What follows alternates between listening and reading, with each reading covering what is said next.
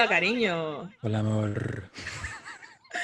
And bienvenidos to Uy, Que Horror, a Latinx horror movie podcast with Jonny and Aileen. I am Jonny. And I am Aileen.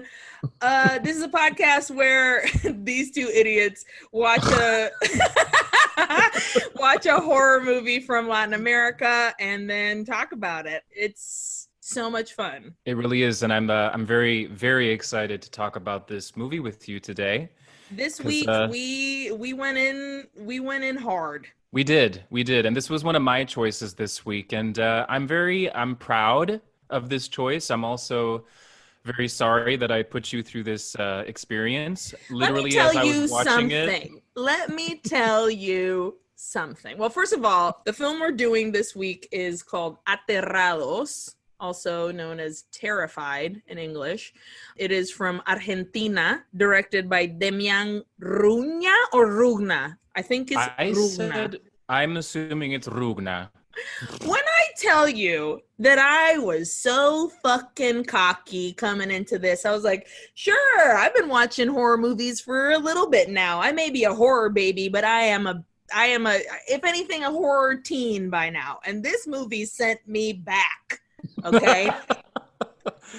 I mean, again, I'm proud of this experience that you were actually affected by a horror movie, because not all horror movies are scary. Let's be honest. No, and this one. But as I was watching it, yeah, this was a spooky one. But as I was watching it, I was just like, oh Lord, Aileen she will never forgive me for this one. This movie is what, an hour and 30 minutes about? It's a swift, yes. A swift film. It took me a solid 4 hours to fucking watch this movie because I kept pausing it and walking around my house and like watching videos of puppies and kittens because I was like, no, I can't, I stop. And I honestly don't know how accurate I will be about describing this movie because I watch it like this and I watch it like this. It was just, I could not. It was a very fingers, hands covering the eyes kind of movie.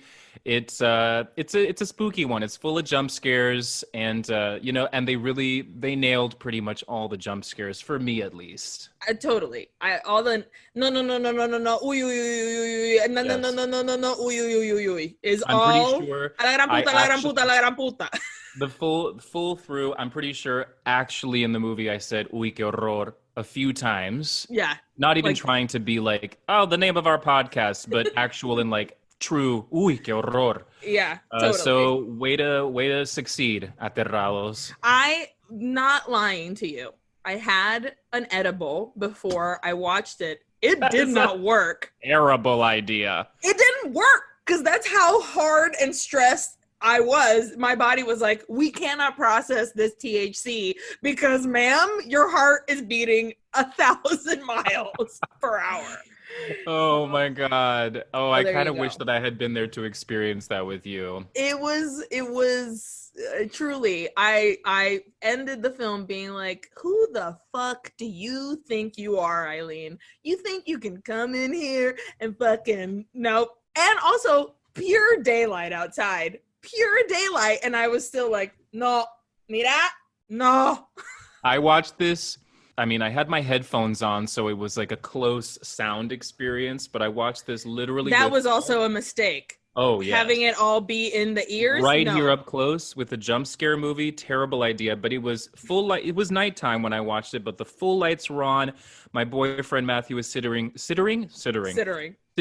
literally right next to me. He's watching like Wimbledon or something, and I was still scared. Terrified. Name of the movie in English. Yeah. I'll give you the little synopsis that I found online. I do believe this is either a Google or a Wikipedia situation. Aterrados. Paranormal researchers investigate strange events in a neighborhood in Buenos Aires. Period. End of sentence. And I'm honestly, yeah, accurate. That is what happened. Best that they leave it at that and that you just go in, watch the damn movie. I also feel like, at the beginning of our little podcast, Look, if you should watch these movies first, which we will set up for you. But also, if you're too scared, we're gonna take you through it top to bottom T to B, T to B. as succinctly as possible, but we will take you through it, which I guess will alleviate some of the fear, but also like just watch the movie. Absolutely. I think this one is if you have someone to watch it with you, it'll be better because Yes. alone it was an experience. I just saw my hair on the side of my face and it freaked me out. But Eileen's right. Cuddle up with somebody, get nice and close with somebody, link arms, turn the lights off if you dare, I and wouldn't dare. turn on Do it with the lights on. Aterrados. It's on Shudder right now. So, Yes, it's a Shudder film. Get your friends that have that Shudder account and watch this Argentinian film. Are we ready to dive in? Let's do this. Okay, so this movie does tend to kind of like jump back and forth. Yeah, scene we have cut. some. There's a lot of movement. All right. Aterrados, or as I like to call aterrizados, which literally means They they've landed. What does that mean? That is incorrect. Aterrizados. It's aterrados. Aterrados 2018. Let's begin. So right at the top of this movie, as like the credits roll in showing the production company, already the sound design starts. The sound design of this film. So effective. It sounds so many to me strings in the Yes. soundtrack, which strings in a horror movie I think are essential. absolutely. These sounds at the beginning of the movie, though, sound to me like distant, kind of like clanging, clattering, and like a weird ghostly whistle that keeps coming back throughout the movie. So we get our first shot, which is this woman, Clara, who looks to me like the Latina Tori Amos. She's standing at the sink. Just because she got red hair, dude. She's got like same facial structure. Like that's what she watch the movie and tell me I'm wrong. Honestly, Tori Amos could walk down the street and I wouldn't know who the fuck she is. So maybe that's why.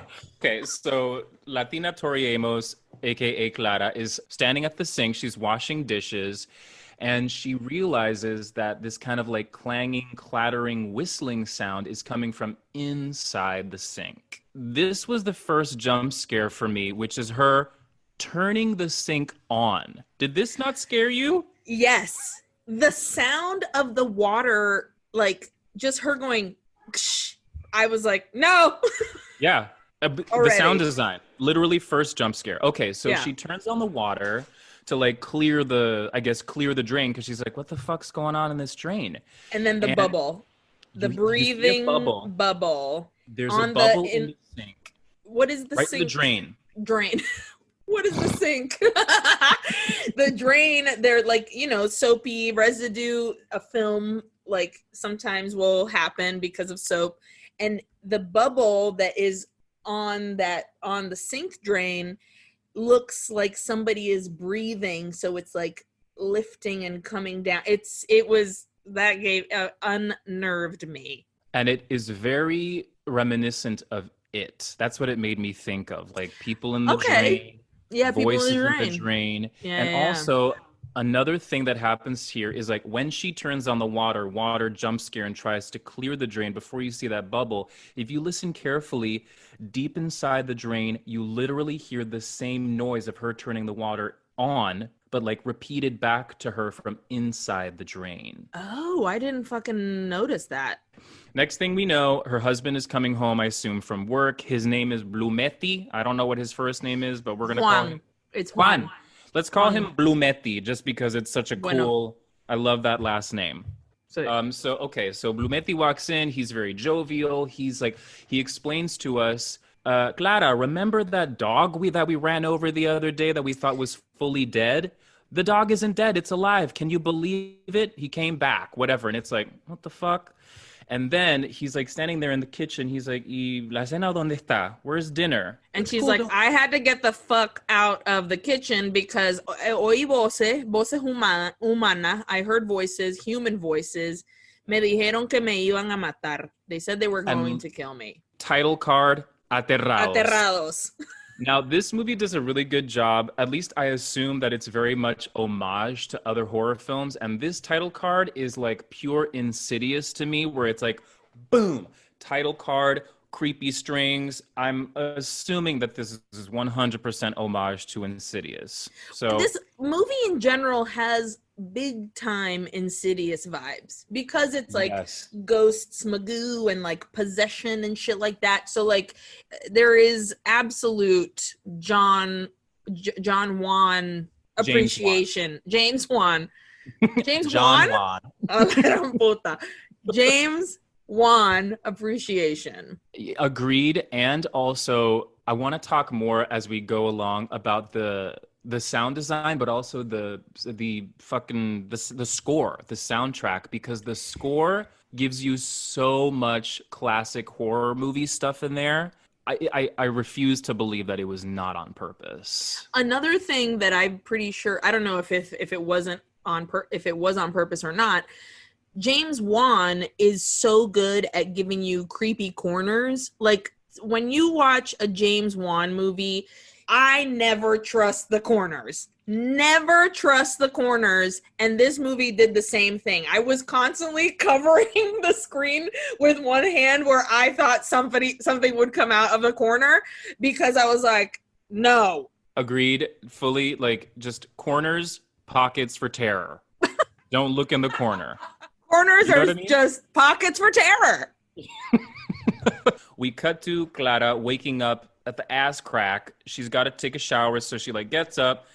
She goes into the bathroom, and immediately we hear like this weird thudding. Yes. And Blumetti immediately is like, my fucking neighbor next door has been doing construction. He's starting at the ass crack, and he's like, mira, dude, stop. He's pounding off the wall. He's like, this is not the time to do this. He grabs a shoe. He's pounding on the wall. He goes outside, and he's like... The weird thudding continues, so he's just like, okay, this is enough. So he literally goes outside in his teeny little undies.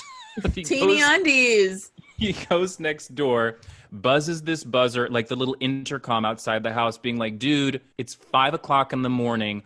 What are you doing? Stop it. And all you hear on the intercom is like weird breathing. Like there's somebody there. It's not even quite and breathing. Like and crackling. Like it sounds like somebody pushed the button to answer it and just kind of stood there and was like, which is a goddamn nightmare. Nightmare. And he's like, mira, hijo de la gran puta, I'm trying to fucking sleep. It's 5 a.m. He's just screaming, and he's like ringing the doorbell and being like, I hear you there. I know you're there. Fucking stop banging on the fucking wall. He goes back inside, and he still hears this banging. And he's like, hold on. It's not coming from my wall. It sounds like it's coming from the bathroom where the water is running, and it sounds like the shower is going where his wife is, Clara. And he knocks on the door. He's like, Clara, is that you? And she won't answer. And then he opens the door. Jonathan. So he walks into this bathroom. First of all, the walls are splattered with blood. Clara is hanging in midair. Floating. Her body just starts to get slammed, violently slammed across the bathroom, like through midair. And like Blumetti's first reaction, you see him and he looks like so nonchalant just because he's so shocked by what he's seeing. So he runs up to... This is a common occurrence throughout the movie, that whenever people encounter this, like the spooks, they literally stand there and they're like, it's shock. It's like there is not the reaction you would expect. It's kind of like, dude, do you not realize what you're looking at? Just because he seems so like, she's just continues to be slammed back and forth. And then finally he like snaps out of it and he's like, honey, what are you doing? And she is floating in air. Like her feet are dragging on the sides of the bathtub. When he goes up to grab her, like I'm pretty sure at this point, so she's been banging. That was what he heard in the first place. Literally the moment she went into the bathroom, it started immediately. So she's clearly dead. He's grabbing her, trying to stop her. Her head is being slammed by some invisible force against the wall. He's crying, he's screaming. Cut. Hideous. So we cut to him. He's in what I assume is a hospital or maybe a I couldn't tell if it was a police station or if it was a hospital situation. And the three people sitting in front of him at this table, that it seems like they're interrogating him. So I just assume it was like a police thing. The three people that are sitting there with him, it's two men and a woman. One of them speaks in Spanish, and I was like, oh, this is a gringo. My name for these characters were the gringo. Me too. Which we'll get to the real names later, but if we can just call the gringo, El gringo. speak to that. But then the other two, so it was the gringo, the old lady, and old blue eyes over here. These are the three people. Like Frank Sinatra coming back from the dead. Frank. So, right, they're standing there in front of, they're sitting there in front of him, and they're like, we believe you, but you need to comply with us to figure out what happened to your wife. They place these horrifying, bloody pictures in front of him, and he's immediately like, no es Clara. That's not like, my wife. Yeah, that's not my wife. And immediately they're like, well, no, that's not. That's a different woman who died under very similar circumstances. In the United States. In 98, like 20 years ago. And that's when we hear the gringo say, hola, me lamo. Like, when he spoke. He's like, necesitamos saber todo de lo que pasó en el vecindario.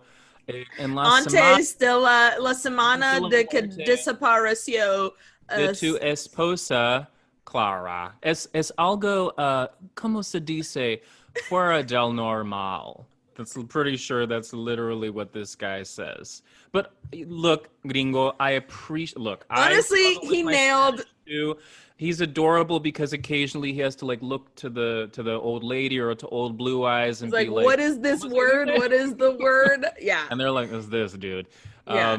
It's very sweet, and he's able to communicate. Props to you. Like, listen, it ain't easy learning a second language. Plus, you have to learn fucking paranormal vocabulary. That ain't easy. And I must say too that like the Argentine accent it's very specific. So to be able to communicate like that too, to understand the slang and everything, props, gringo. We'll say this movie had awesome cursing in Spanish. Like at the top, Botticelli, what's his name? I have him written down as Juan, so I don't know. Blumetti. Botticelli. Okay, guys, this guy, the husband, look, just from the top, you got to understand, he'll either be called the husband, Juan, Blumetti, or Botticelli. Okay, Botticelli, he was like, la concha tu madre, forro, boludo, like just bopping all over the place. And I was like, hell yeah. And then later on, there is just like, la puta que te parió, que no sé qué. And I was like, give it to me. Give me these curse words. Yes. So there, these guys, the gringos, like, entonces, tell us if there was something weird that has been happening in your house, your neighborhood before the death. So Blumetti is like, I see, there was an accident outside the house. And also my neighbor Walter he's been remodeling his house. Immediately the inspectors are like, remodeling? That's a sign, because apparently in paranormal speak, you can wake up the dead. That's what am I trying to, you can, like, if you do remodeling on your house, if there's like some sort of activity there anyway, it might like inspire it to start up again. It might start paranormal activity. Remodeling means you might start seeing ghosts. So they're like, well, shit, here we go. This I got confused because I didn't realize that we had gone back in time. Because was there a title card that said 3 months ago or anything? Nothing. Never. You just gotta be like, oh, now we're in this scene. But we do. You're absolutely right. We go back.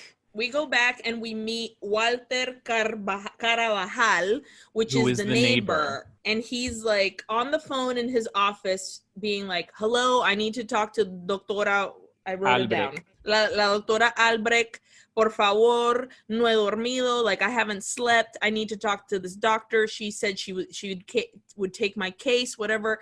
And then the woman on the phone is like, she's not taking cases right now. You have to stop calling. Like, no, this is not how it works. No. The secretary is very weird. She's like, how'd you get this number? She can't see you right now. Hang up. And it's like, what and the it seemed, fuck? and also like, and I think the other reason why it felt weird is because you hear him saying, I need to make an appointment with Doctora Albrecht. So you were assuming that it's a doctor and not something else. So Absolutely. having this woman being like, how did you get this number? So you're like, oh, this receptionist isn't very nice. But you can tell that he's anxious and like jumpy. And then we follow him home and it's just him in bed. And this is where things start getting crunk. I mean, this movie, like pretty much the moment you're in. Even in like the slower moments, you still got to keep your eyes open to be like, ¿Qué está pasando? What's in the dark shadow pocket in the corner? You know, yeah, terror pocket. And the moment we go back to Walter's house, that whistling sound is back, and he's repeated. The shot we get is from under the bed, and he keeps like lifting the under the bed. Under the bed. And then he puts the sheet back down, looks back, and then he gets off the bed, and another subtle jump scare, for me at least, the sheet comes back down and scared the shit out of me.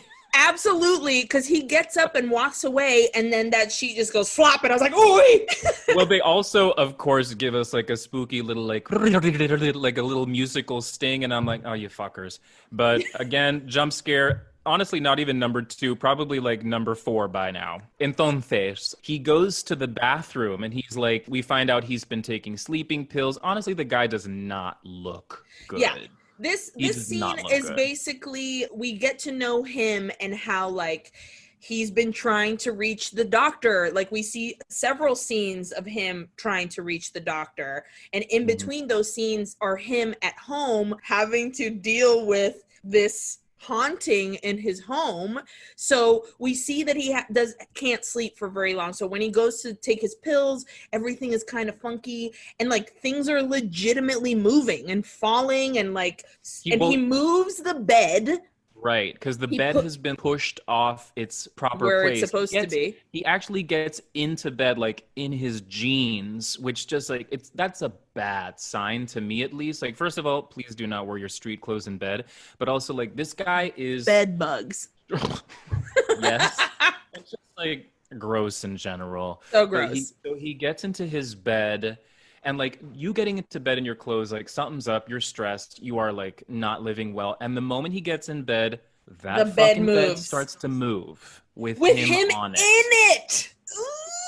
And so the light flickers, the bed continues to move, and we get straight up The Shining music in here. That like weird kind of like stuttering violin strings, like it's very like must be an homage to The Shining. So the light fucking turns off, and so he again like checks under the bed. I'm watching like this with my through my fingers, like because I was like something is gonna pop out. He checks under the bed. There's nothing there. He drops the sheet and he gets back in bed. But then the camera pans down, and there's a hideous, pale. I forgot about that. Tall man staring at you from under the bed. One of his weird legs like plops out. It looks like he's been folded and pushed under the bed is what this man looks like. Or what a solid way to describe like a folded man. Yeah, it looks like where they should be. No, the legs are like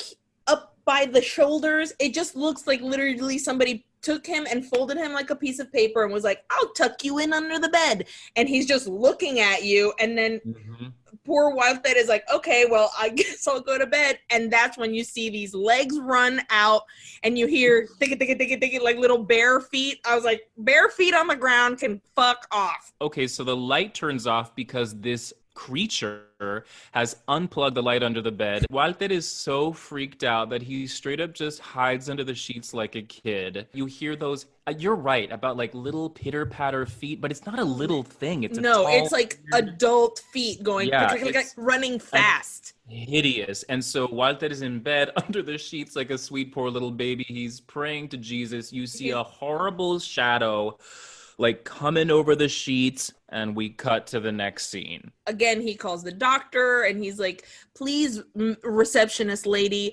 you need to help me. I lo he visto. He says, I've seen him.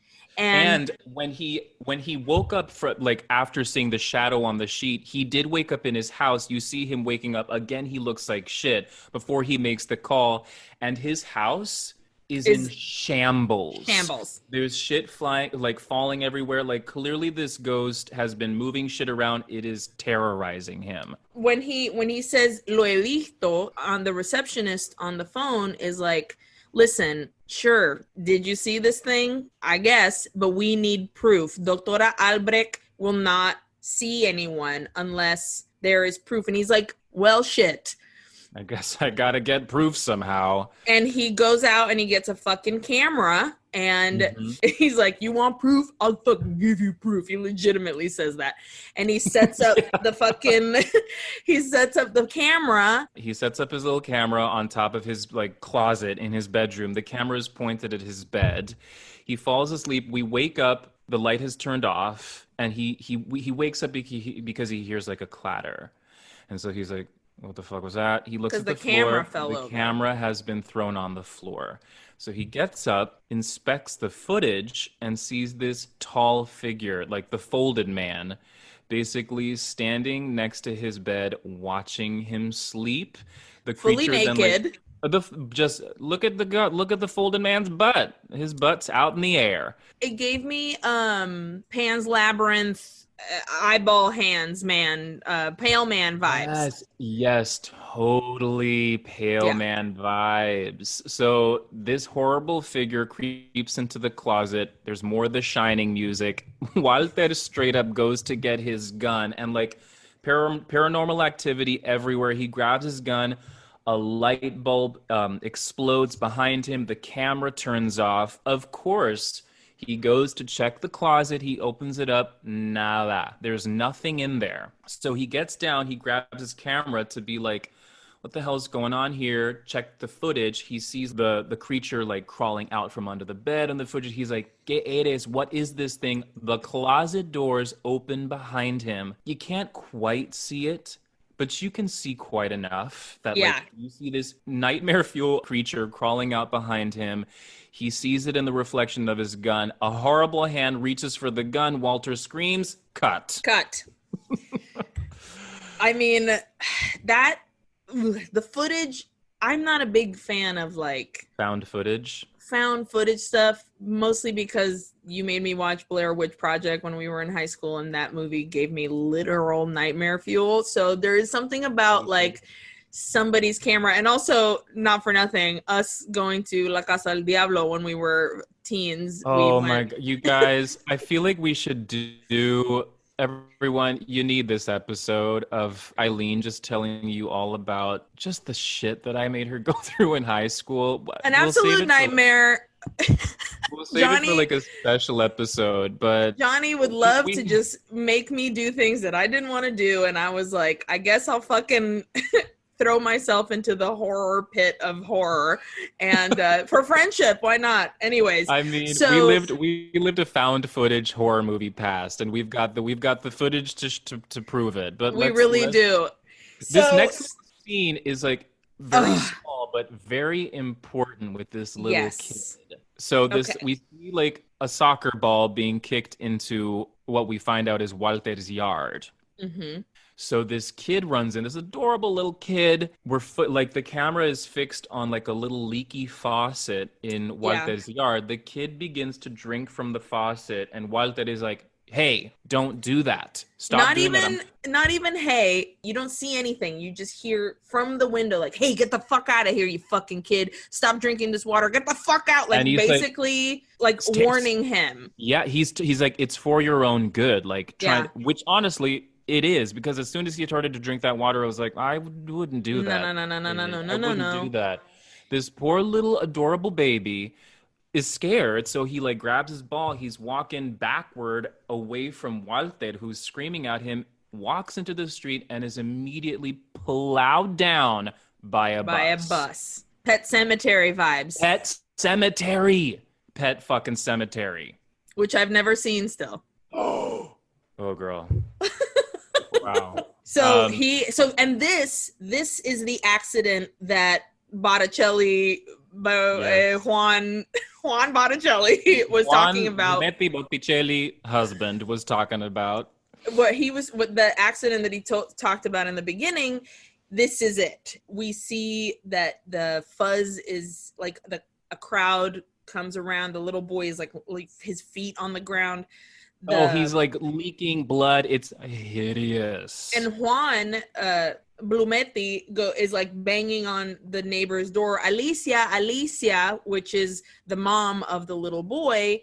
And then we cut to them like spraying the blood off the fucking ground, which was brutal to watch. Like, oof. I was like, oof, that's tough. We cut to, unfortunately, what I thought was a bit of cheesy music in a movie with great sound design and great horror movie music. This one I was like, this sounds like somebody was on their computer being like, dee, dee, dee, dee, dee, dee. It's really sad. Alicia is coming home from her poor dead kid's funeral. She's with Clara and Blumetti. They're walking her home. We then cut to old Blue Eyes, who we discover his name is Jano. Mario Jano, but in my notes, it was all Jano. Jano, me too. Jano. He's in bed. His phone is ringing. He picks it up. He's like, ¿Qué puta está pasando? It's in the middle of the night.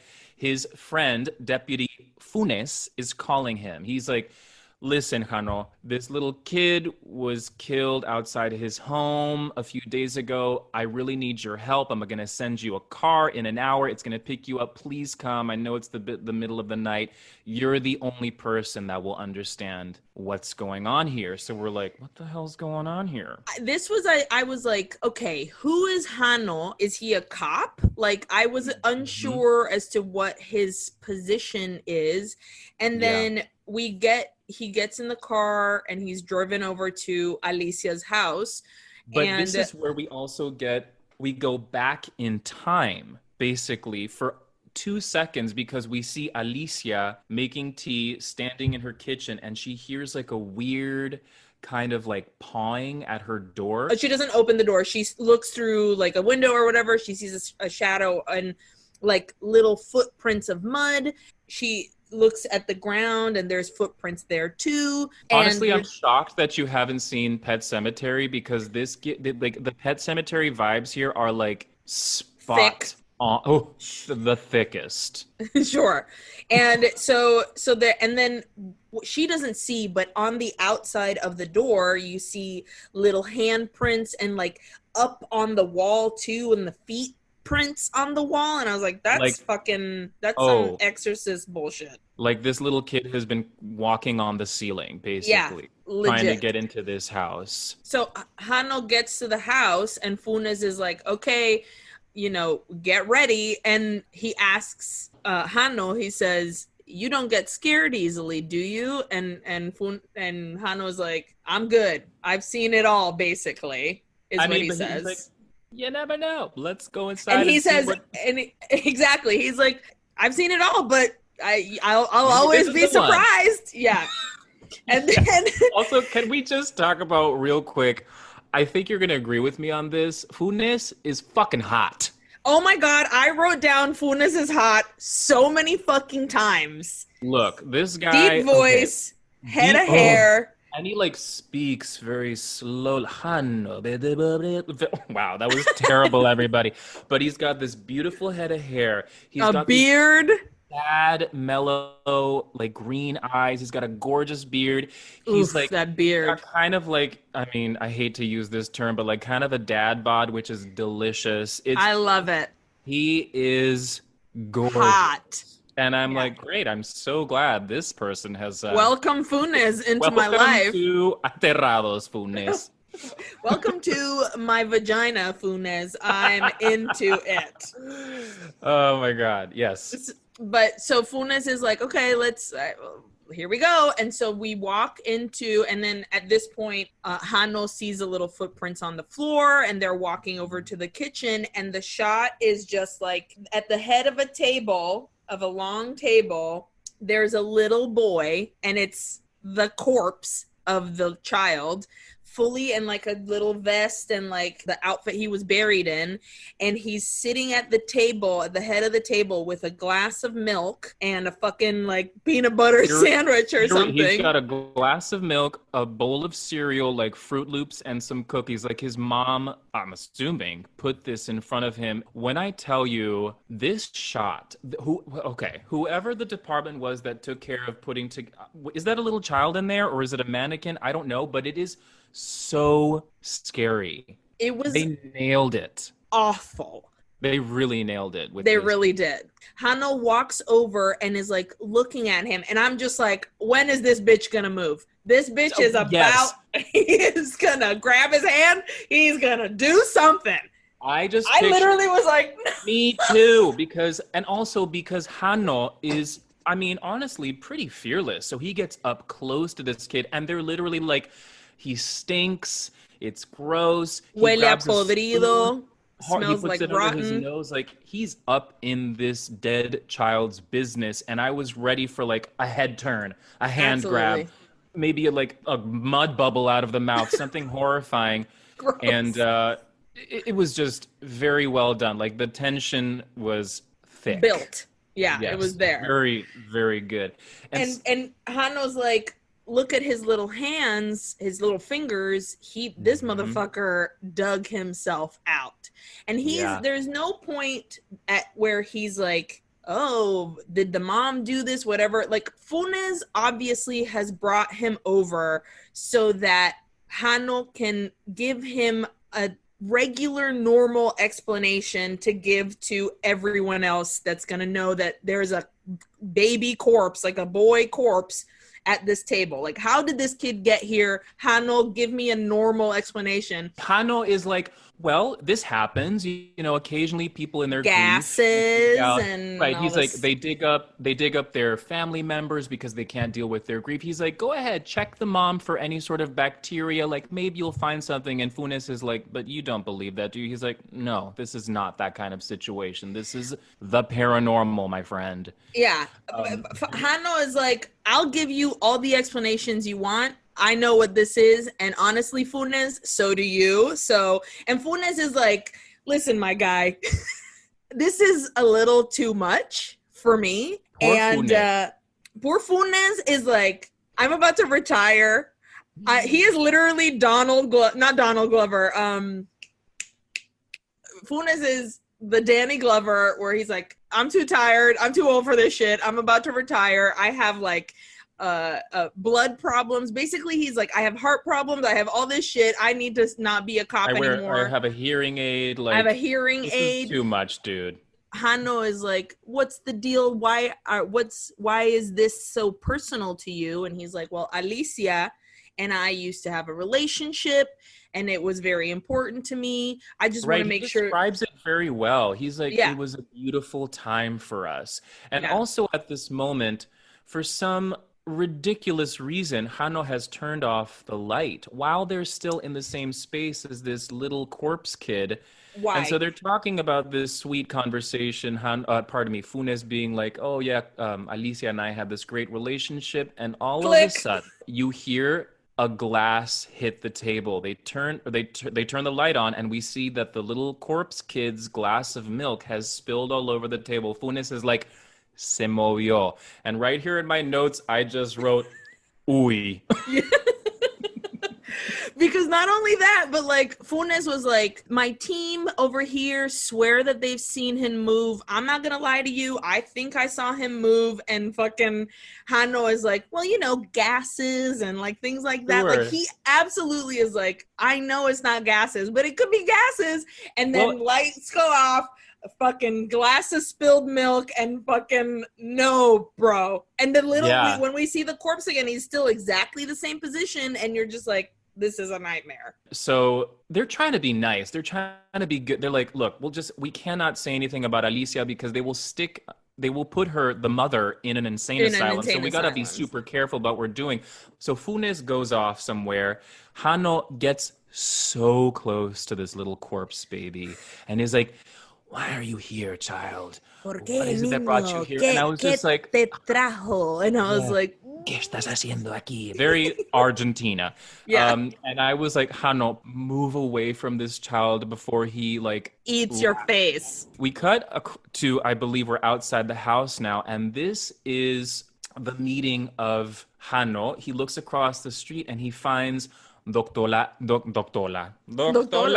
Anyway, Albrecht. She's across the street and she's taking pictures of of Walter's Walter's, house. of Walter Carvajal. So this is all like now it's like all starting to come together, and you're like, what the fuck is going on in this haunted neighborhood? Now, apparently Albrecht is like a very well regarded person in I guess the paranormal community around the world in this movie. And Mm-hmm. so he goes up to her and he's like, let me introduce myself. This is who I am. I've been to a lot of her conferences. And she's like, I've been buzzing this intercom over here. Is this the right place? He's like, you got the right place. She's like, somebody picks up but is not responding. Right. Walter's intercom. I've been calling him for days. Nobody picks up. Hano's like, weird, but what a coincidence that you're here, because right across the street, there's this other thing that I would love you to take a peek at and just give me your thoughts of what you think is Can we going on. talk about, but you know, actually what he says, he's like, this is not a coincidence. That's true. You're supposed to be here. We're supposed to be here. And also, just putting a little thing in here, again with the soundtrack, I'm pretty sure they must have been doing something to honor Halloween, like the Halloween series here, because the piano music that they use here in the Albrecht Hano meeting is very reminiscent to Halloween for me. Not like quite on, but Okay. enough that I was like, I see what you're doing there. We're across the street with Yes. Albrecht, and we find out that, like, this is where we learn about Hano. And Hano is like, I used to be in forensics, and I used to, you know, do autopsies and shit. I've come across a lot of weird stuff. Like, and then he gives examples of, like, I was working on this body. This guy was shot 14 times in the fucking head, and then he grabbed my hand. Or he opened his eyeballs. I was working on a man who was dead for 2 days, and he had this and this, and that fucking dude stood up and did a dance or whatever. Yeah, he's like, this dude like grabbed me, looked at me, and actually spoke to me. And told me that his son was the one that did this to him or whatever. Like, Right. So this was for me the only, this is going to sound so strange, but the only like real kind of like laugh in the movie. So they're in the house. He's like, oh, it smells like pudrido. And she's like, no, it's olor a muerto. So it's different. And it's just like a good way to show that she is like, no, dude, you're not quite right. Because rotten and death is two different things. To me, it's almost like an energetic thing that she can pick up on. Yeah. Anyway, so they're talking about this, and he's like, so yeah, this old man woke up when I was fucking performing an autopsy. He spoke to me, and then she's like, see. The old man woke up to blame the son for his death. I think I do remember you reading your book, and she says to him, "Era muy bien encuadernado," meaning I love the cover of your book. She's like, I did read your book. It had a great cover. And the way, so then they cut to Hano, and his look is just like, it might as well have been Alyssa Edwards being like, back rolls. Like, it was just him being like, oh, wow, that shade. I mean, like, it's literally like if you're in a play and somebody comes to see you in a show and it's like, the lighting was great. Yeah, and you're absolutely. Like, wow, oh my God, congratulations. What a great set. You were up there. Just in case, just as a reminder, so now we have two of the three people from the top that we're talking to Botticelli. So we have Hano, which is Old Blue Eyes. We have La Señora, which is Doctora Albrecht. Soon enough, the gringo will appear. But then, as we're here, still in the little boy's house, we see another little boy shows up, and he climbs the neighboring wall, and we saw Alicia's backyard. Yes, we saw him when the bus accident happened, I guess, to show that he's the friend of the little boy that died. So he comes in and he's picking up toys from the backyard, basically being like, well, this kid is dead, so I guess I'll take my toys back. So he's in the yard taking these toys, and he goes over to the like side door where when he looks in, his little friend is in there sitting at the table with his spilled glass of milk. And this is when we get that slow pan of the head over to him. It just moves that tiny corpse, and I was like, this is a nightmare. But like, why? You see that this is a corpse. Why are you knocking on the door? Leave that thing alone. Run away. Get out of here. But he's like, it's almost like, hey, let's play, you rotting, stinky, dead kid. So we cut back to where Hanno and Doctora Albrecht are like discussing his terrible book, and they hear this kid scream, "Mama!" His terrible book. And he's like, "Mama!" And so they run into the kitchen and they see that the door has been opened, and they're like, "This is it. We need to get rid of this body. Like, we can't have, like, what is the town gonna think? It's crazy. How do we get rid of this body or take it back to the cemetery without it being cause a ruckus?" And they're like, "This is fine. We're gonna wrap it in a sheet. We're gonna put it in the freezer that's outside." Because they have like a box freezer, if you will. And so they put the little kid's body in there, and Funes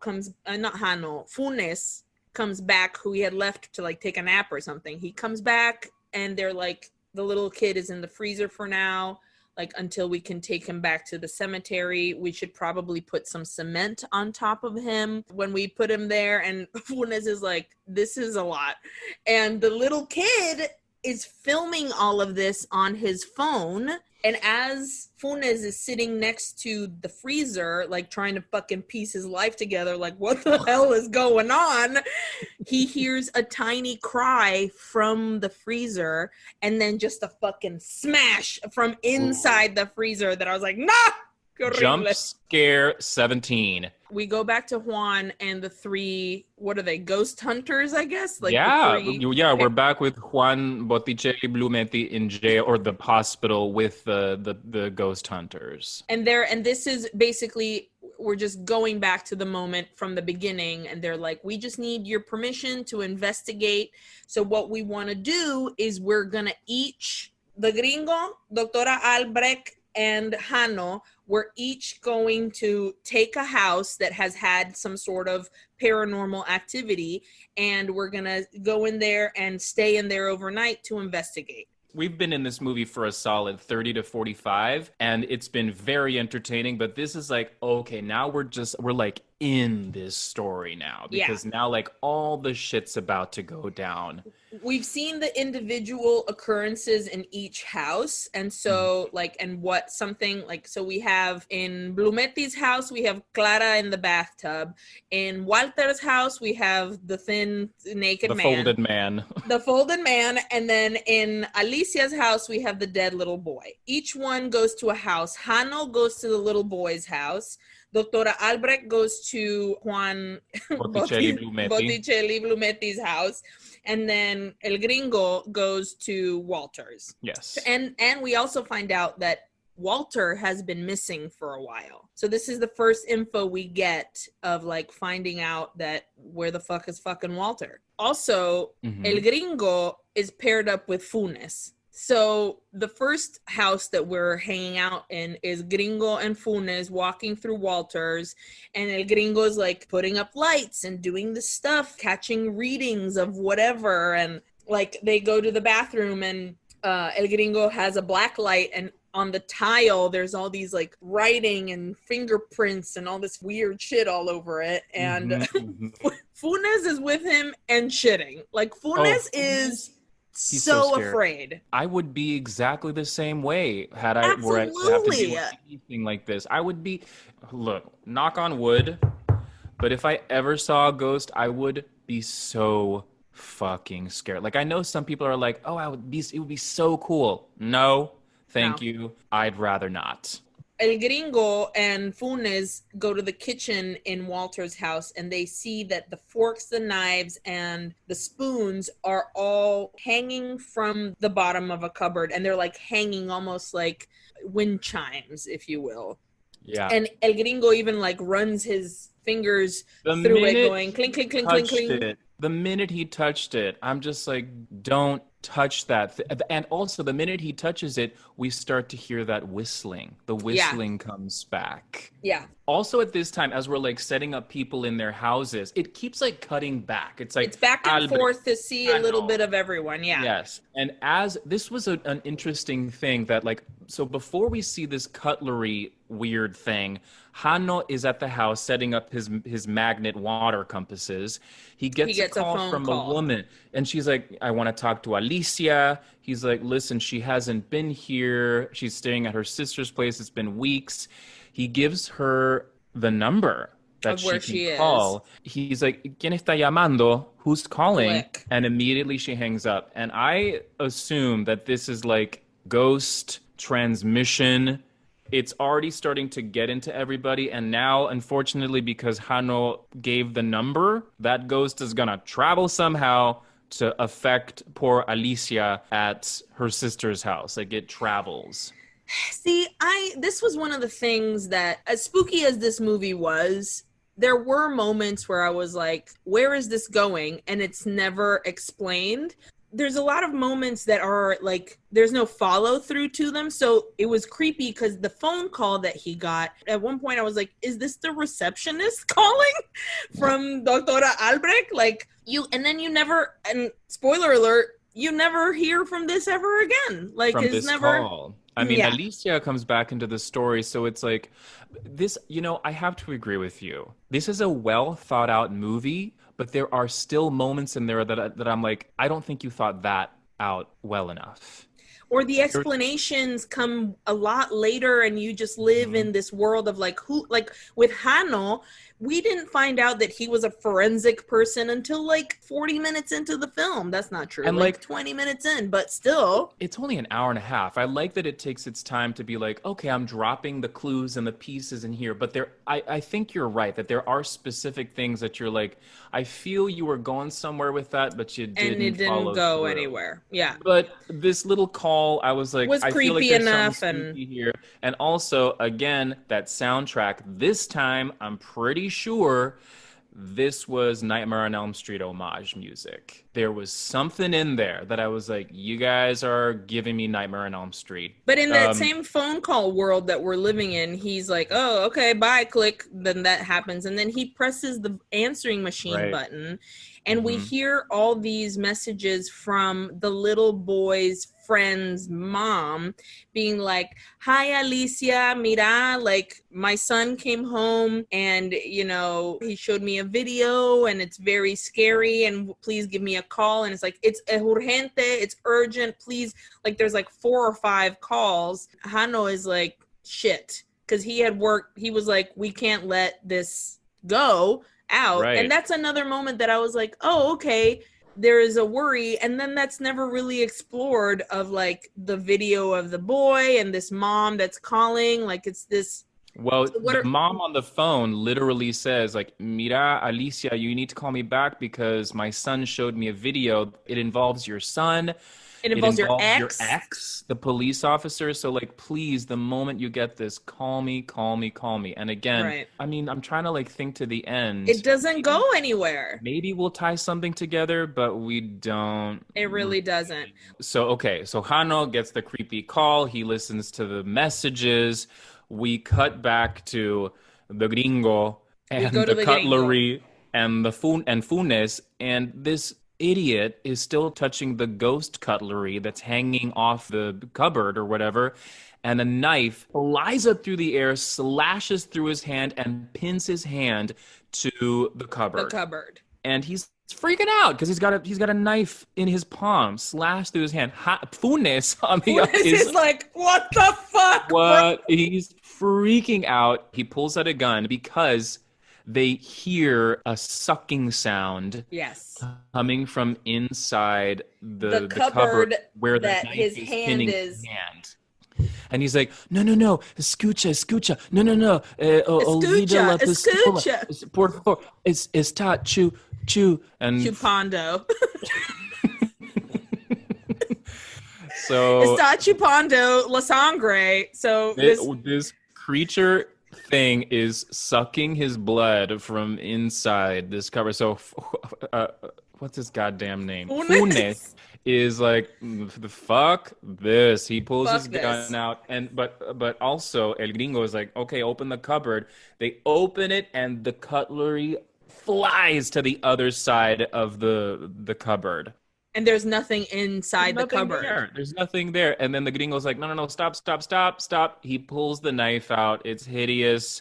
And he said he calls Doctora Albrecht and he's like, girl, guess what? I have found, like, the gringo is hilarious to me because he is having a ball. Like, Oh, this he's whole so time, happy. he's like, ghosts and ghouls and goblins, I love it. Like, literally, he sees the cutlery and he's like, yeah. Like, even when his Yeah. knife is in, he's like, está chupando, chupando. He's like, he's giddy about it. So when he calls Doctora literally, Albrecht, as like a ghost hunter person, he's like, I've been working at this for years and years and jackpot. years. It's happening to me. So when he calls Albrecht, Funes is like, Albrecht, we need to get the hell out of here because the gringo has been stabbed. And the gringo's like, no, let me talk to her. It's happening.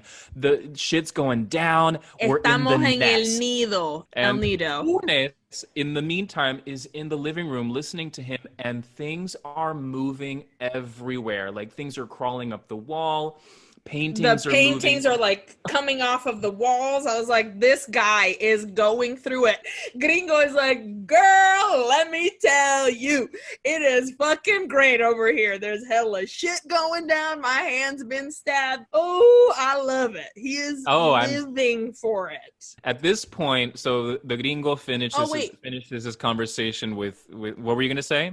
Well, I was going to say, I think you might be saying what I'm about Well, to he say. finishes his conversation with Albrecht, and he's like, Funes, please clean up the blood and do it quickly because time passes quickly in here. So, again, setting up this whole thing of like, we are in some sort of weird parallel dimension. Things are not as they seem in here. So, poor Funes, I'm like, wait, sir, I know your hand is cut, but like, I'd really rather not. Or could you come with me to do this as we clean up your spilt blood all over the house? So sweet, handsome, beautiful, sexy Funes grabs a rag, is cleaning up the splattered blood everywhere. When he gets into the kitchen, again, we start to hear hideous noises From the sink. coming from the sink. I never want to do dishes again. I mean, they're just gonna stay in there. It's gonna Sorry. get all stinky in here. Have at it, roaches, because Enjoy, because I'm not touching a sink again in my life. it's over. Okay, we cut back to Hano.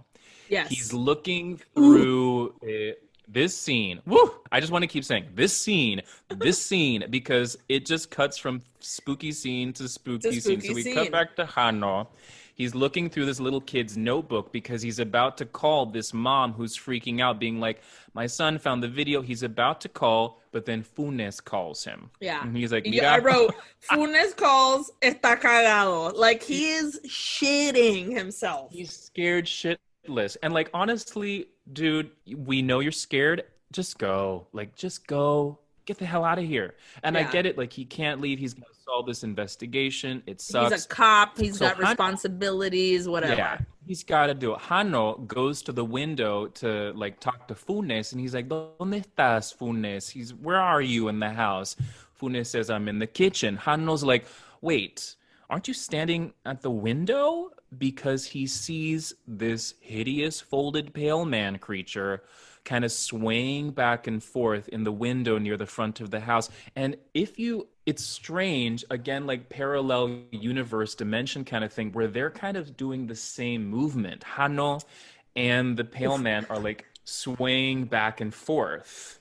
the window, the way that it works is it looks like it's a sliding window, or there is like some sort of beam in the middle of the window that he'll go from one end of the window and see the folded man, but standing across the street in his window, and then he'll lean towards the other window, and then the man will be gone. So almost like it's like when you see in mirrors or like in glass that you can like it, there's a bend in like vision and time or something like that. And so he keeps going back and forth, and we like, the man is at the window, he's not at the window, he's at the window, he's not at the window. And I knew it was coming. He goes from one end of the window where he sees the man, and then he goes to the other end where you expect to not see the man anymore, and bam, the man is at the window, full bald dead face. No. Maybe well, there are a lot of jump scares, but this one was like that top one, 3 jump scares where I was like, I know exactly what's about to happen. I know it's about to happen. And I'm watching through my fingers, and I'm like, okay, it's coming, it's coming, it's coming. It happens, and it still scared me. And so much so that I was like, this is okay. I have to admit something which is terrible as a horror movie fan, because I know I watch scary movies because they actually fucking scare me. But sometimes what I do is if I'm like, I know the jump scare is coming, I'll watch it through my fingers. Like I'll watch, but like parts will be blocked. The jump scare happens. I'm like, okay, it scared me. But then I'll rewind it. No, like, you're bonkers. But like, you know how much I love scary movies. So it's like, okay, I saw the jump scare.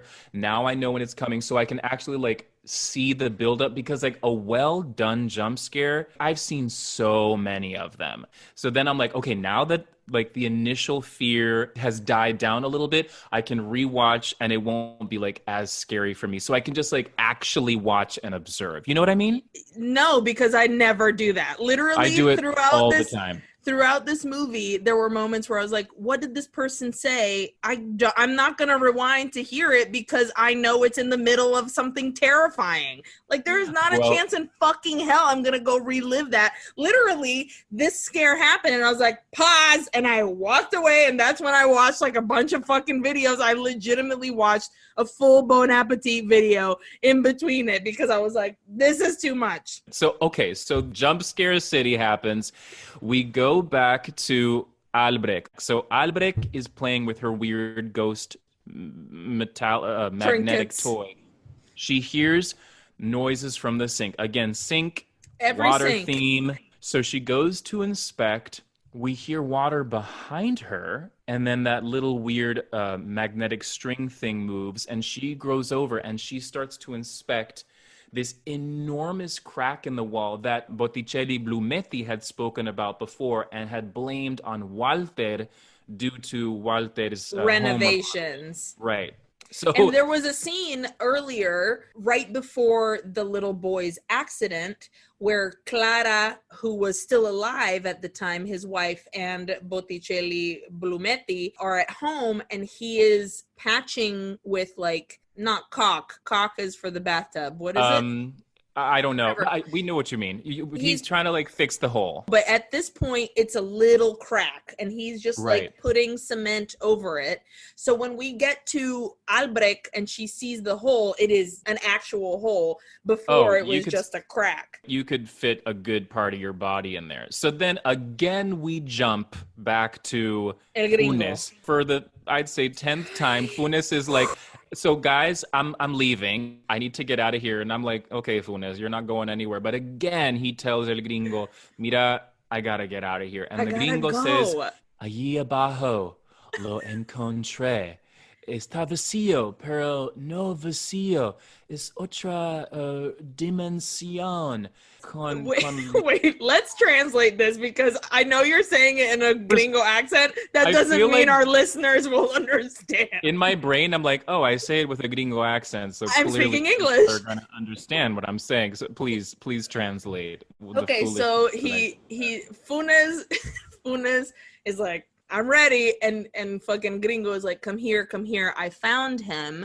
He's under the bed, and it looks empty, but it's not. And he basically says, darkness and light are two realities that are sharing the same space and time.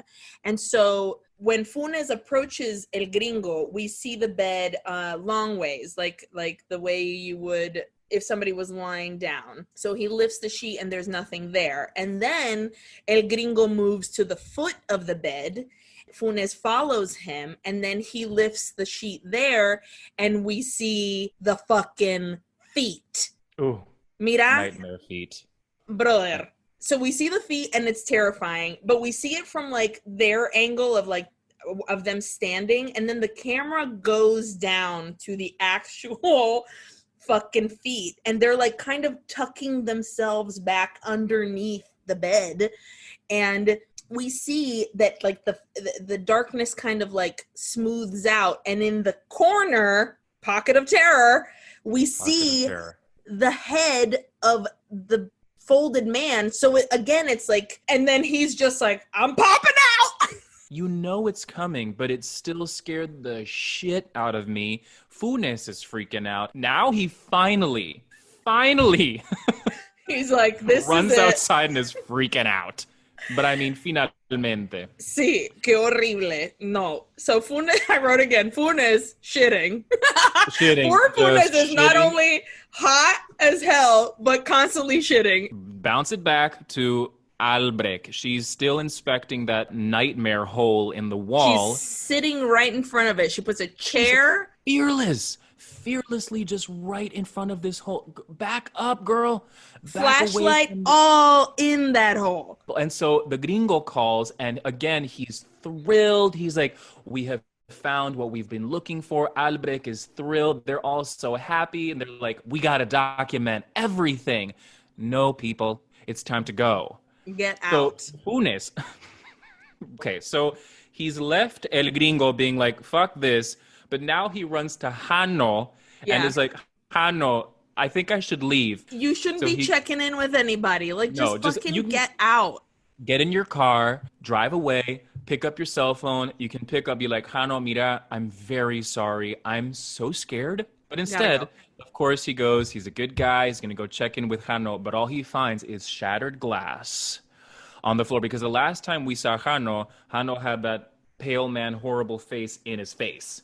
Correct. And so we see shattered glass in Alicia's home. Hano is nowhere to be found, but we see like a bloody, smeared handprint on a bureau thing. And again, here comes the Shining music. It's like a china holder. Like he earlier, before Hano gets freaked out by the head, he hears glass tinkling in this china holder. And he's like, something's funky over there. And so when Funes comes in, he also hears the tinkling, and he sees glass everywhere, and he sees there's blood. Because, remember, Funes has a hearing aid, and there's, like, static and weirdness, and he seems to hear, like, moaning or, like, some sort of groaning coming from the china shop, or china holder. China shop.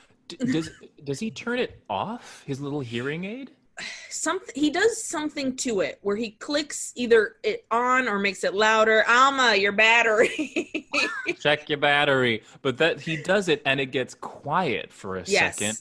But then we really hear that like weird kind of electronic groaning. And it's the same thing that happened with Hano, that he's on the corner of the China bureau thing, and he'll go on one end of it and he won't hear anything, but then when he leans towards the other end of it, he hears static and like, and like he keeps doing the same thing that Hano did, but with hearing rather than with sight. So different dimensions. The two realities living as one. He pulls the china cupboard back, and he starts removing the back of the cupboard, just a little corner, and there's a full head in there, and it's Hano, and he says, Ayúdame, tengo vidrio en los ojos. Help me, I have glass in my eyes. And you see like bleeding eyes and his little like head of hair in the corner that he's just ripped. And Funes is like, What the fuck, Oh bro? God. We jump back to Albrecht. She's still inspecting this enormous nightmare hole, and inside the hole, she's like flashing her light in her flashlight, and there's Walter, Uh-huh. who we haven't heard from in forever. He's inside this hole with glowing eyes. He looks so terrifying. She's trying to contact him, trying to make him, talk to him. Again, por favor, señora, back away from the hole. But she's fearless, so she's like, "Hey, talk to me, ghost." So Yeah, just shoving her. Oh my god, yeah, I wrote down. I don't trust that crack. no, no, move away from the hole. There's a ghost in the hole. Move away. You're literally looking at it. So Yeah, Funes comes back. shitting. Baby, he's still shitting. He's like, Mira, Hano needs help. And she's like, you need to calm down. Don't trust everything you're seeing tonight. What you see might not be real. He's like, look at the blood on my hands. This isn't my blood. This is real. And she's like, go wash your hands because these beings like blood. Yeah. Which is horrifying. And then she asks, she's like, have you guys been using the tap water tonight? Funes, for the 50th time, is like, so I gotta go. I'm really scared.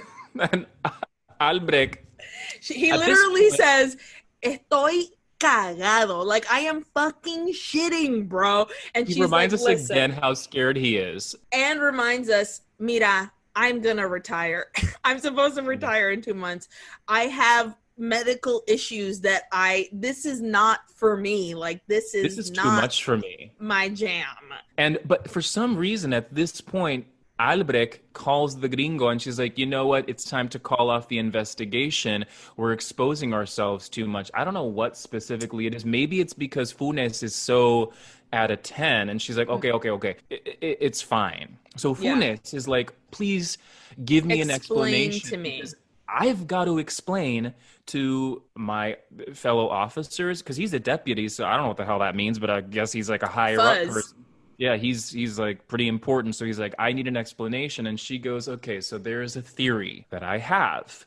We exist in a coexisting dimension that's organized like the segments of an orange.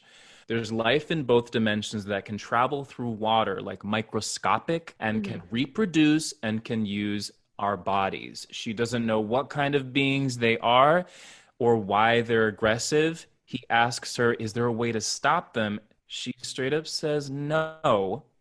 And immediately after she's like, no, there's no way. A huge claw.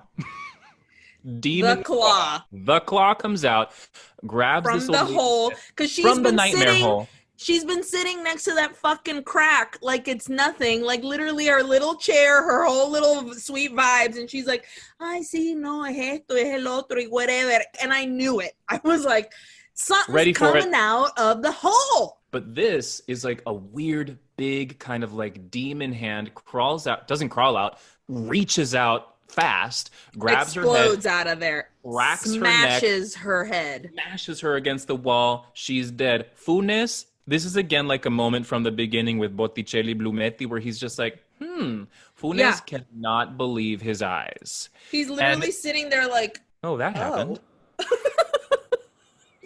And then he begins to fully have a heart attack. He grabs his left arm and he's like, oh, fuck. He's down for the count. And this was very well shot, well sound designed or whatever. The music was great because we see him on the floor. He's suffering. He can hardly breathe. And you see this really hideous creature. Did you ever see A Quiet Place? Of course I did. Absolutely looks like the monster. Kind of looks like the monster from A Quiet Place. Because it's long limbs. It's reddish. Fingers that are long. Okay, for me, it was like A Quiet Place / Resident Evil kind of creature. Never seen the Resident Evil. Well, but I'm assuming from the games and also, of course, from the movies.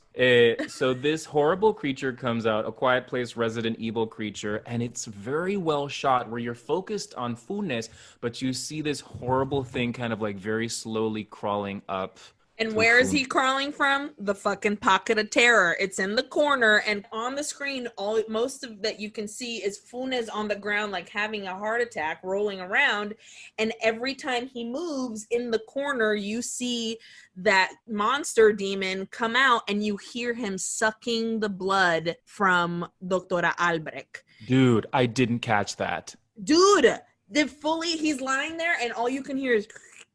I did not, because all I could hear was like the music is so loud. Oh, now I gotta watch this again so I can catch that sucking sound. Yeah, so there's sucking sound, and then he there's another shot where he kind of moves around and he's like fully trying to stay conscious, and he's like about to fucking heart attack himself to death, and the creature starts crawling towards him, and it's like bloody and creepy and I hated it. Entonces, Funes has like passed out from his heart attack. Yes. He wakes up and that thing is gone, and he's like trying to place himself, and he's like whatever.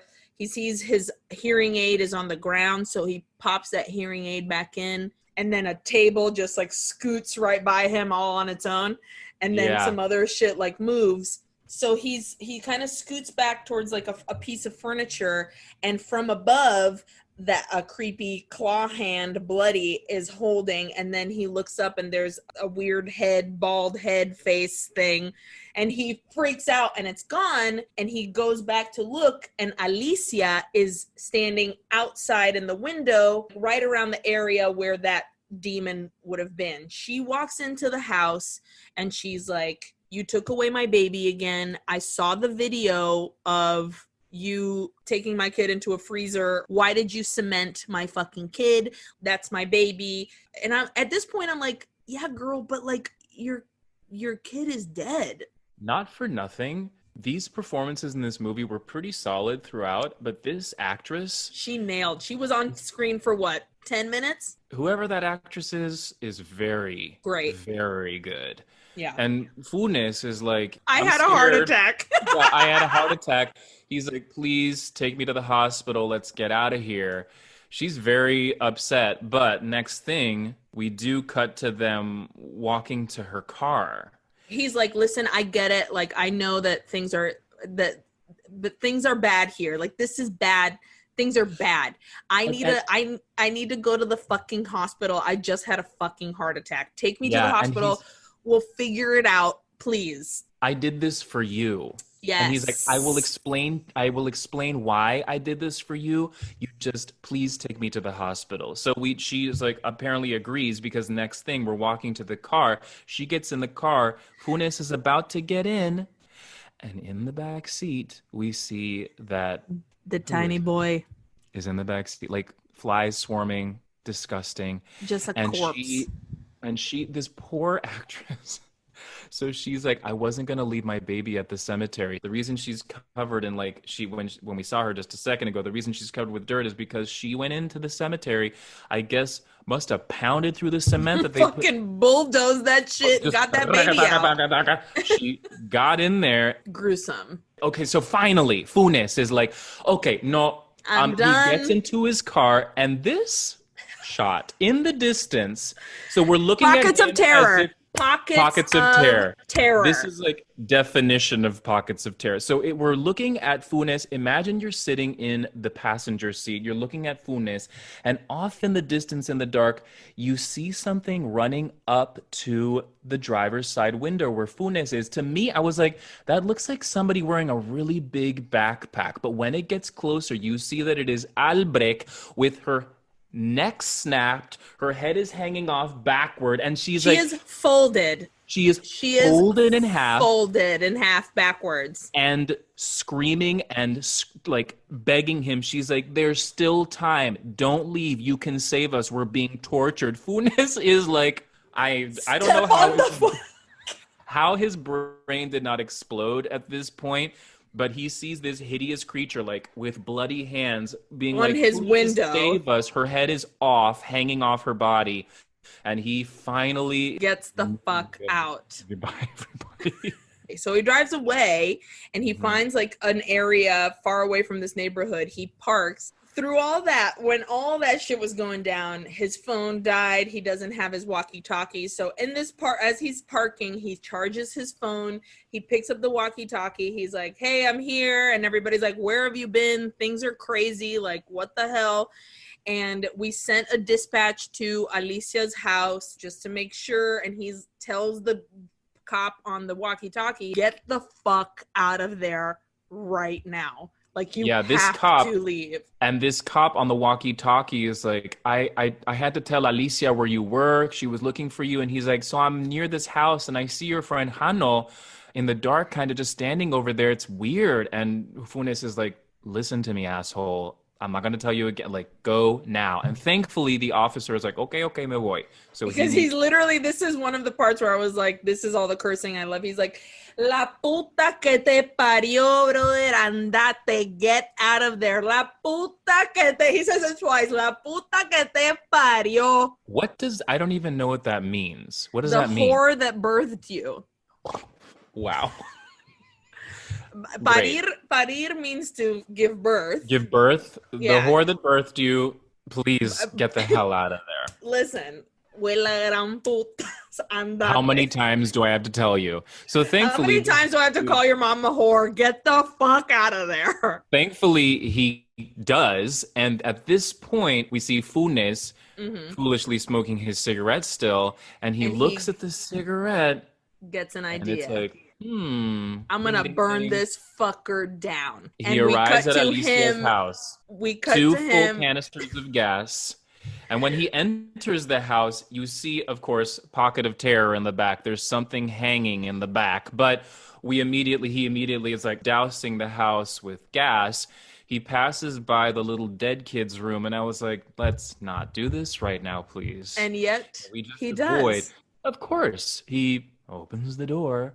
And all caps, this is what I wrote. Of course, we get a face close-up jump scare door slam. So it's just like dead kid face, door slams, and Funes is like, again, for the millionth time, I hate this shit. And literally the door slams, and he's like, kerosene on the door. He's like, I'm burning this shit down. And as he keeps throwing gas through the house, then he finds the hanging thing in the back. We discover is Alicia. She has hanged herself. Unfortunately, he has a sad moment, but then tosses some gas on her. We finally get outside, and he's trying to light a match to light this thing, but it keeps blowing out for some reason. And next thing we know, Funes kind of looks over, and we see Hano, who now has these glowing, red, bloody, hideous eyes. Glass blowing eyes. The match out. So Funes, I'm not gonna lie, this was a little cheesy for me. Like because when he was flinging the matches and they kept going out, I was like, oh, they're going out. Yeah, you know, the ghosts won't allow him to burn down the space. And then when we turn and we see that it's Hano being like, really, gang? This is what we wanted to do?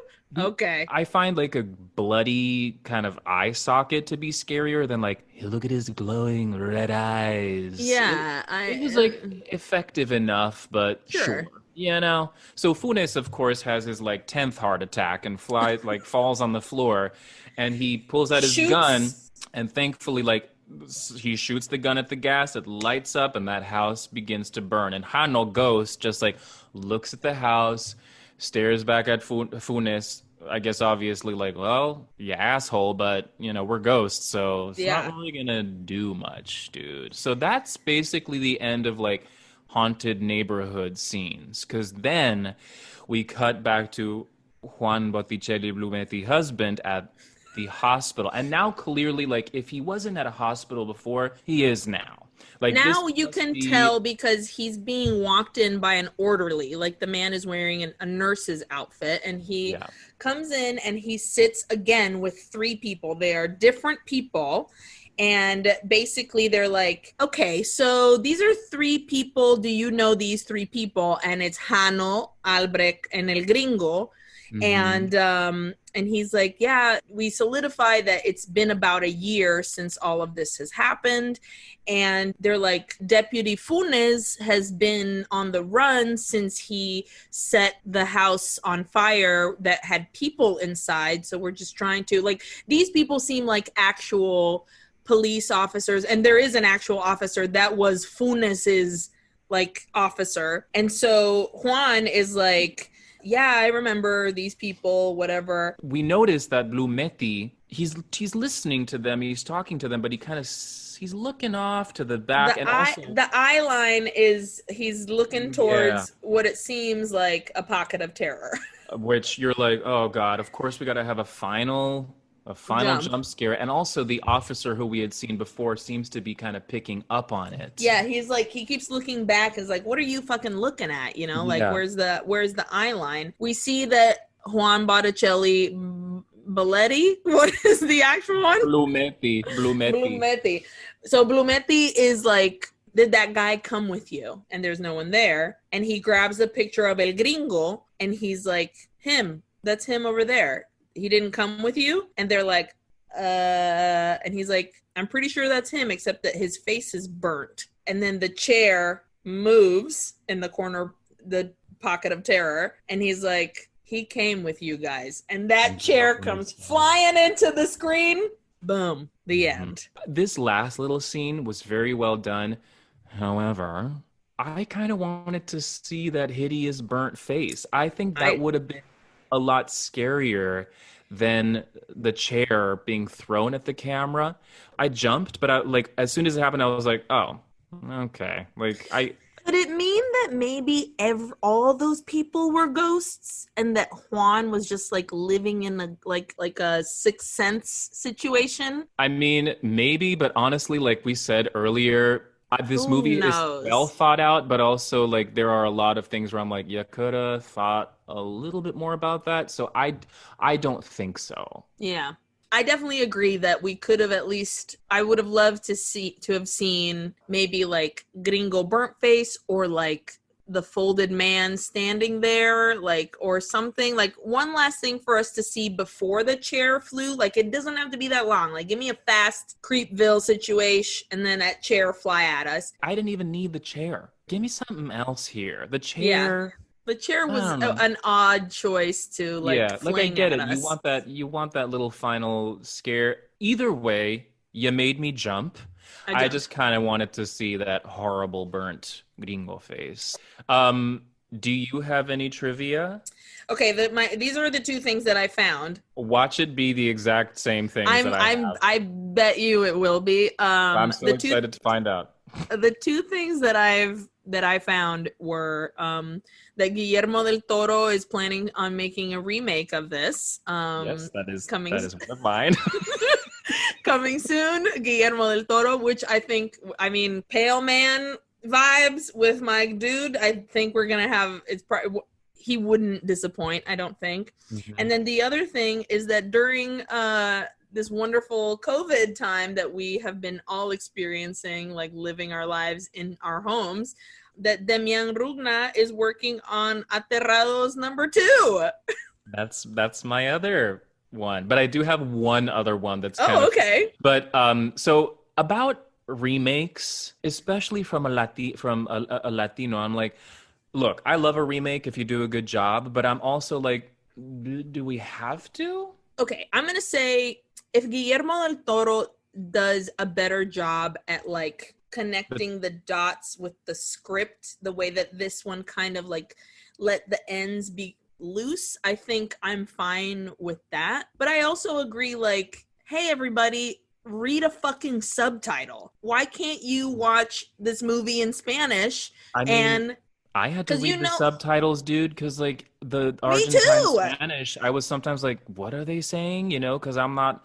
But also, first of all, I agree. Like, Del Toro connected, cool, very excited. Please watch the original. They did a great job. And also, it is a different script writer. I don't know who the script writer is. I believe it's just Del Toro produced. Oh, yeah. So, but which is still cool, you know, like it's still great. And Honestly, if they do make a remake, I will 100% see it. Of But course. what I'm trying to say here is like, please watch the original. It's the reason why we do the pod, because there are these great horror movies that are Latino horror movies that people are just like, A, don't make the effort to look for them, and B, Right. like, it's so you have to read a little bit. Like, And like, okay, take it back to like I remember in like the early 2000s, like the Ring remake, which was honestly great. The Grudge, Pulse, all these like Asian horror films that came out. So I saw all the Americanized versions, and some were good, but some of them were so bad. And then when I watched the original version, I was like, this is terrifying.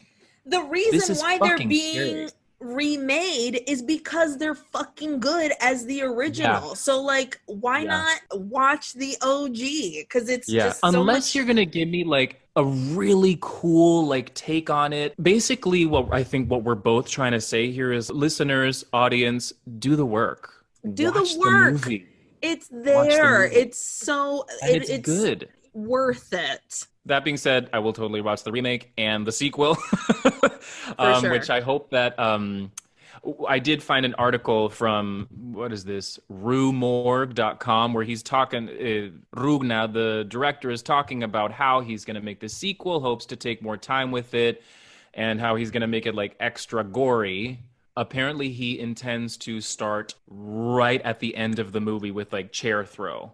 Boom, we start. Wow. Okay, I'm into that. That's me too. I think that's very cool. Okay, here's Yeah. my other foolish trivia. Let's hear it. Is that on the date that we are listening to right now, which is clearly not the date that you will be listening to this, tomorrow is Demián Rugna's birthday. So happy birthday. Happy birthday, Demián. You're a Virgo. Yes, you are a Virgo. So that'll tell you around when he was born. Um, do you want to get into our Go for it. questions? Were you scared? Yes, I was absolutely scared. I was also scared. Jump Scare City. Is that the next question? What was your favorite scare? Mm-hmm. Jesus. My favorite scare was probably that little horrible dead kid turning to look at his friend. It wasn't a jump scare, but it was I'm so surprised that that's yours. I really did not want that kid to move, but I also really did. For me, I'm gonna say it's when the gringo is showing him the two realities living in one, and we see the feet from the bottom, and then he like pops out from under the bed. Like, oh my God. The Folded Man for me was an absolute nightmare. But that one moment where we see the feet and it's scooting back into his whatever, and then we see the head from the corner pocket of terror, that could have fucked off right to hell. Agreed. Best death, is that correct? Is that the next one?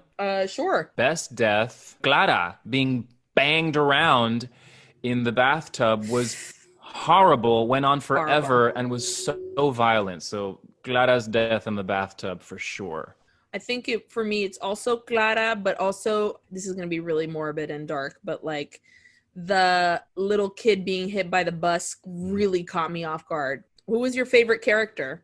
My favorite character was Funes for sure. And I hate to be shallow, but first of all, because he was very sexy. Great to He look had at, a yeah. lovely voice.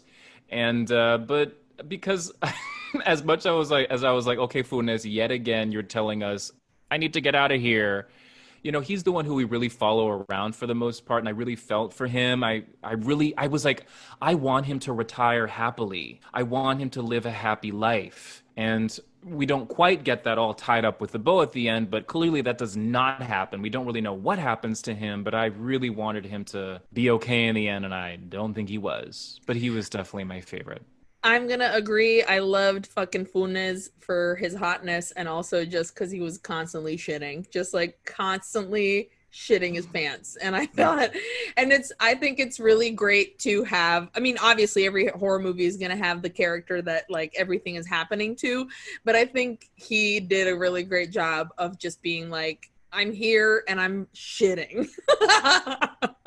What was your favorite line? I would probably go with, I can't remember specifically what the guy said, the gringo, but when he's like, es el, I can't even. The darkness and the light existing at once, but said in his gringo Spanish accent. I mean, that was basically the gist of the entire movie, was Yeah. being like, we exist on the same plane, but in different dimensions with these beings who are violent and terrifying. And he was so excited about it. So that was So like, okay, well, giggly. that's the movie right there. Plus Yeah, with his ridiculous accent, it's very good. totally. Yours? La puta que te parió. Shocker. La puta que te parió andate. I was like, yep, that's because I feel like I would fucking say that. Did you learn anything? No? Me I neither. don't think I really did. I mean, we had cool like paranormal things that people were using. But we never got anything particularly Yeah, Argentinian. no, yeah, like it didn't really teach me anything about Argentina aside from like hearing the accent Right. a bunch. You know, it was cool Loved to. hearing boludo and che Mhm. and the like I love to hear like that stuff, but Yeah, to hear that. It's funny. I mean, no offense to to everyone who's from Argentina, but it's a funny little accent that I don't hear very much. It was yeah, that's cool to true. see like a neighborhood in Argentina. I had never, I've never been there. So Yeah. that was cool to see that, but I did not really learn much about the culture or the Yeah. history or anything like that. But that's okay. You know, the purpose of the movie was to scare the shit out of me, and it scared me. Yeah, totally. Did you learn anything? I absolutely did not. How many oohs are you giving this film? Look, I struggled with this one a little bit. I wanted to give it 4, but I'm gonna have to give it 3. I'm giving it 3 because it was solid. It really scared me. But again, like I've said 5 times already, I feel like it was a well thought out movie, but at the same time, a not well thought out movie because there were specific things that were not kind of explained, which is fine. You know, you can leave it kind of open ended. In my brain, I was like, you did that because you didn't think it through. I also give it 3 oohs because the scary moments were great scary moments. You have the wonderful pearls on the necklace, but that string was a very funky string and holding those pearls together. So like because the scares were great, you get 3. Ooh, ooh, ooh. Ooh, ooh, ooh. I mean, everyone, it's scary. It's a good, fun time. You should definitely watch it. You won't regret it, especially if you're like with a group of friends. Great. By Hmm. yourself, if you just want to like freak yourself out, it'll do the job. You got a hot dude to look at. You got some solid demony looking things and like ghosty things. Like if you're in it just for like I'm having a glass of wine and being freaked out, you're gonna have a great time. It's gonna be so good for you. Like, Listen, if my watch it. fucking edible didn't fucking work, then you'll do great. That means the movie worked. Yes, The movie did exactly. its job. Totally. Watch it. Well, here we are Yeah. again. At the end of our lovely time, I don't know, I'm going to say it again. Black Lives Matter, Trans Lives Matter, fucking vote, save the USPS, be a poll worker, donate, go out there and be the best version you can be of Please the. be a good person. And then when you get home, pop in a scary movie and scream, uy, que horror with us. Into the night. We'll see you guys next week with another spooky movie.